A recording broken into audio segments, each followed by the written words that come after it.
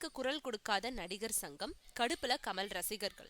கமலுக்கு ஏற்கனவே அரசியல்வாதிகளால ஏற்பட்ட காயங்கள் ஏராளம். ஆனாலும் கூட ஜெயலலிதாவோட மறைவுக்கு பின்னாடி, முக்கியமா சசிகலா முதல்வராக துடிச்ச பின்னாடி வெகுண்டு எழுந்தாரு.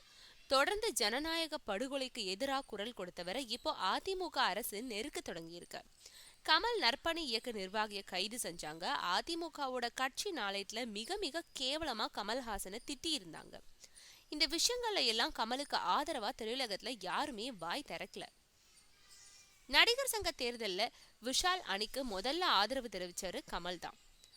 நடிகர் சங்கத்துக்காக ஆலோசனை மட்டும் இல்லாம உதவிகளும் செஞ்சிட்டு இருக்காரு. ஆனா பாவனா விஷயத்துக்கு கூட குரல் கொடுத்த நடிகர் சங்கம் கமலுக்கு எதிரான அரசியல் நடவடிக்கைகளுக்கு எதிராக ஒரு கண்டனம் கூட தெரிவிக்கல.